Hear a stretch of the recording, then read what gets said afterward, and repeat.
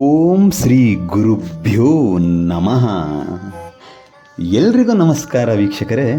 ನಿಮ್ಮ ಅಂಗಾಳ ಪರಮೇಶ್ವರಿ ಚಾನಲ್ಗೆ ಸ್ವಾಗತ. ವೀಕ್ಷಕರೇ, ಇಂದು ನಾನು ನಿಮಗೆ ತಿರುಪತಿ ಹುಂಡಿಗೆ ದುಡ್ಡಿನ ಬದಲು ಈ ಒಂದೇ ಒಂದು ವಸ್ತು ಏನಾದರೂ ನೀವು ಹಾಕಿದ್ದೇ ಆದಲ್ಲಿ ಕೇವಲ 11 ದಿನದಲ್ಲಿ ನಿಮ್ಮ ಕೋರಿಕೆಯನ್ನು ನೆರವೇರಿಸ್ಕೊಡ್ತೀರ.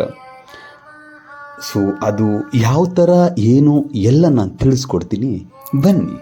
ಇದಕ್ಕೂ ಮುಂಚೆ ನಿಮ್ಮದೇ ಆದಂಥ ನಿಮ್ಮ ಚಾನಲ್ ಆದಂಥ ಅಂಗಾಳ ಪರಮೇಶ್ವರಿ ಚಾನಲ್ನ ಏನಾದರೂ ನೀವು ಸಬ್ಸ್ಕ್ರೈಬ್ ಮಾಡ್ಕೊಂಡಿಲ್ಲ ಅಂದರೆ ಸಬ್ಸ್ಕ್ರೈಬ್ ಮಾಡಿ, ಲೈಕ್ ಮಾಡಿ, ಶೇರ್ ಮಾಡಿ. ಹಾಗೆ ನಿಮ್ಮ ಸ್ನೇಹಿತರಿಗೂ ಕೂಡ ಇದನ್ನು ಶೇರ್ ಮಾಡೋದಕ್ಕೆ ತಿಳಿಸಿ.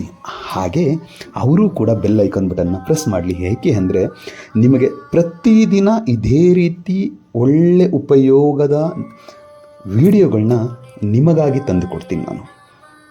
ಮೊದಲಿಗೆ ನೀವು ಏನು ಮಾಡಬೇಕು ಅಂತ ಹೇಳಿದ್ರೆ, ಮನೆಯಲ್ಲಿ ಪೂಜೆ ಮಾಡುವ ಸಮಯದಲ್ಲಿ ಮುಡುಪನ್ನು ಕಟ್ಟಿಡಬೇಕು ಹಳದಿ ಬಟ್ಟೆಯಲ್ಲಿ. ಈ ರೀತಿ ಏನಾದರೂ ನೀವು ಮಾಡಿದರೆ ಭಗವಂತ ಕೆಲವೇ ದಿನಗಳಲ್ಲಿ ನಿಮ್ಮ ಕಷ್ಟ ಆಗಲಿ, ನೀವು ಬೇಡಿಕೊಂಡಿದ್ದಾಗಲಿ, ಏನು ಸಂಕಲ್ಪ ಇಟ್ಟು ಬೇಡಿಕೊಂಡಿರ್ತೀರೋ ಅದನ್ನು ನೆರವೇರಿಸ್ತಾನೆ. ಅದಕ್ಕೆ ಮುಡುಪು ಯಾವ ರೀತಿ ಕಟ್ಟಬೇಕು, ಯಾವ ದಿನ ಕಟ್ಟಬೇಕು ಮತ್ತು ಎಷ್ಟು ಕಾಯಿನನ್ನು ಹಾಕಿ ಕಟ್ಟಬೇಕು ನಾನು ನಿಮಗೆ ತಿಳಿಸ್ಕೊಡ್ತೇವೆ. ಬನ್ನಿ. ಮೊದಲಿಗೆ ಮುಡುಪು ಕಟ್ಟೋದಕ್ಕೆ ಮನೆಯಲ್ಲಿ,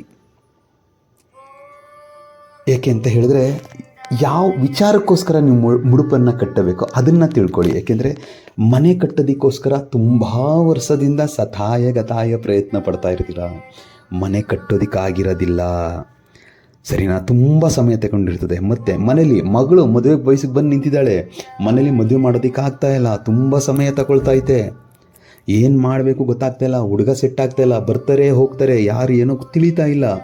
ಮತ್ತು ಮಗನಿಗೆ ನಿಮಗೆ ಆದಂಥ ನೀವು ಅಂದ್ಕೊಂಡಿರೋಂಥ ಸರ್ಕಾರಿ ಕೆಲಸ ಸಿಗ್ತಾ ಇರೋದಿಲ್ಲ, ಸಾಲಗಳಿಂದ ಕಷ್ಟ, ಸಾಲದಿಂದ ಹೊರ ಬರೋದಕ್ಕೆ ಹರಸಾಹಸ ಪಡ್ತಾ ಇರ್ತೀರ, ಯಾವ ರೀತಿ ಮಾಡಬೇಕು ಏನು ಗೊತ್ತಾಗ್ತಿರಲ್ಲ. ಮನೆಯಲ್ಲಿ ಒಂದೇ ಒಂದು ಶುಭ ಕಾರ್ಯ ನಡೆದ್ರೆ ಸಾಕು ಅಂತ ನೀವು ತುಂಬ ನರಕ ವೇದನೆ ಅನುಭವಿಸ್ತಾ ಇರ್ತೀರ. ಹೇಗಾದರೂ ಮಾಡಿ ಈ ಕಷ್ಟಗಳಿಂದ ದೂರ ಬರಬೇಕು, ನಾನು ದೂರ ಬಂದು ತುಂಬ ಒಳ್ಳೆ ರೀತಿಯಲ್ಲಿ ನಾನು ಬದುಕಬೇಕು ಅನ್ನೋದನ್ನ ನೀವು ಕನಸು ಕಾಣ್ತಾ ಇರ್ತೀರ.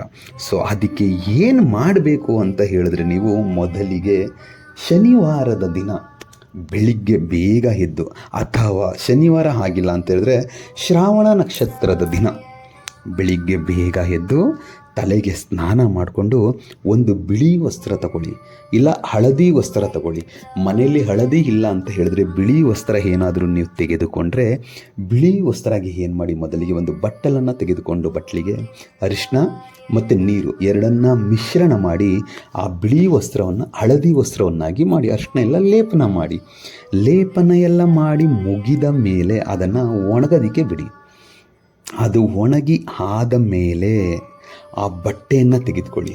ಆ ಬಟ್ಟೆಯನ್ನು ತೆಗೆದುಕೊಂಡು ಮೊದಲಿಗೆ 2 ಏಲಕ್ಕಿ, 2 ಕರ್ಪೂರ, 2 ಲವಂಗ, ಸ್ವಲ್ಪ ಅಕ್ಷತೆ, ಇಷ್ಟನ್ನು ಹಾಕಿ ಆದಮೇಲೆ ಮನಸ್ಸಿನಲ್ಲೇ ನೀವು ಸಂಕಲ್ಪ ಇಟ್ಕೊಳ್ಳಿ. ಯಾವ ಕೆಲಸ ಆಗಬೇಕು, ನಾನು ಆಗಲಿ ನಿಮ್ಗೆ ತಿಳಿಸ್ದಂಗೆ ಸಾಲದಿಂದ ವಿಮುಕ್ತಿ ಆಗ್ಬೋದು, ಇಲ್ಲ ಮಗಳು ಮದುವೆ ಆಗ್ಬೋದು, ಇಲ್ಲ ಮಗಂದು ಸರ್ಕಾರಿ ಕೆಲಸ ಆಗ್ಬೋದು, ಇಲ್ಲವೇ ನಿಮ್ಮದು ಮನೆ ಕಟ್ಟೋ ವಿಚಾರ ಆಗ್ಬೋದು. ಯಾವುದು ಅಂದ್ಕೊಂಡಿರ್ತೀರೋ ಅದನ್ನು ಮನಸ್ಸಿನಲ್ಲಿ ಇಟ್ಕೊಂಡು ಈ 21 ನಾಣ್ಯಗಳನ್ನ ಹಾಕಿ, ಅಥವಾ 54 ನಾಣ್ಯ, ಇಲ್ಲ 108 ನಾಣ್ಯ, ಈ ಮೂರಲ್ಲಿ ಯಾವುದಾದ್ರೂ ಒಂದು ಈ ನಾಣ್ಯಗಳನ್ನ ಆ ಕೆಂಪು ಬಟ್ಟೆಗೆ ಹಾಕಿ, ಆ ಕೆಂಪು ಬಟ್ಟೆಯ ಗಂಟನ್ನು ಕಟ್ಟಿ ಅದನ್ನು ನಿಮ್ಮ ಬಲಗೈಯಲ್ಲಿ ಹಿಡ್ಕೊಂಡು ಬೇಡ್ಕೊಳ್ಳಿ.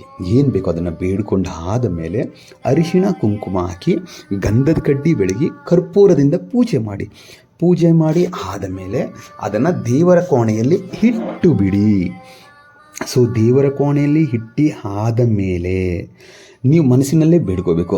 ನನಗೇನಾದರೂ ನಾನು ಅಂದ್ಕೊಂಡಿರೋದು ಒಳ್ಳೇದಾಗ್ಬಿಟ್ರಪ್ಪ, ನನ್ನ ಸಂಬಳದಲ್ಲಿ ನಿನಗೆ ಇಷ್ಟು ದುಡ್ಡು ಕೊಡ್ತೀನಿ, ಇಲ್ಲ ಬಡವ್ರಿಗೆ ಸಹಾಯ ಮಾಡ್ತೀನಿ, ಏನೋ ಒಂದು ಅಂದ್ಕೊಂಡು ಅದೇ ರೀತಿ ನೀವು ಬಡವ್ರಿಗೆ ಏನು ಮಾಡಬೇಕು ಅದನ್ನು ನೀವು ಮಾಡಿ, ನಿಮ್ಮ ಸಂಬಳ ಬಂದಮೇಲೆ ಆ ಕೆಲಸ ಮಾಡಿ. ಆದರೆ ನೀವು ಎಂದು ತಿರುಪತಿಗೆ ಹೋಗ್ತಿರೋ ಅಲ್ಲಿ ಹೋಗೋ ತನಕ ಆ ನಾಣ್ಯ ಏನು ಕಟ್ಟಿದಿರೋ ಗಂಟು ಮುಡುಪು ಅದು ದೇವರ ಮನೆಯಲ್ಲೇ ಇರಬೇಕು. ದೇವರ ಮನೆಯಲ್ಲಿ ಅದಕ್ಕೆ ಪ್ರತಿನಿತ್ಯ ಪೂಜೆ ಮಾಡಬೇಕು.